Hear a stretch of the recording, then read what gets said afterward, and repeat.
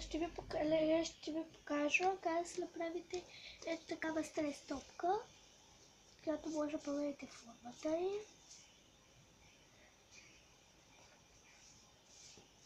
която е много забавна. За тази цел ще ви трябва 2 балона по ваш вид. Днес ще направя стрес топка котенце, черен и червен маркер или фломастер, не знам каквото ви се решите да се вземете, лъжица, шише и с брашло. Ето вътре съм си сложила брашло, но ще сложа още малко брашло, така че да започваме. И така, като сте го напълнили, взимате балона и го надувате.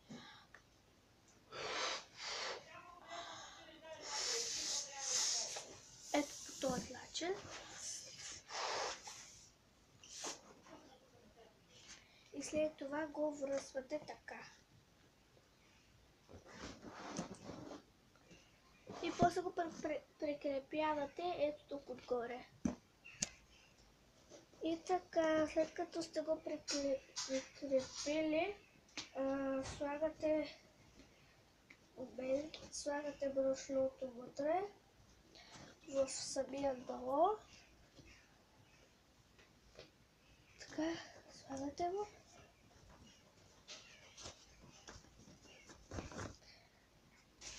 И така, като сте сложили брашлото, внимателно балона, внимателно го хващате. И така, след това взимате ножица и отразвате тук по този начин.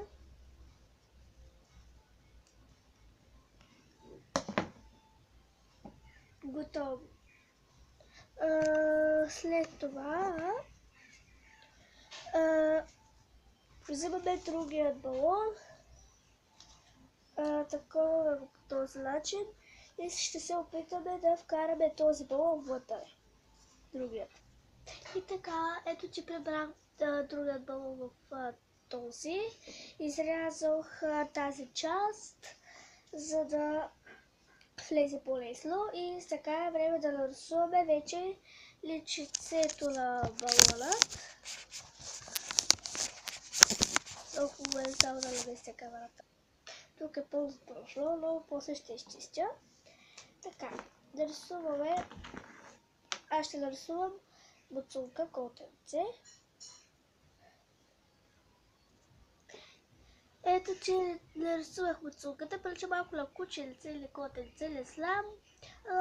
Кученце ще е.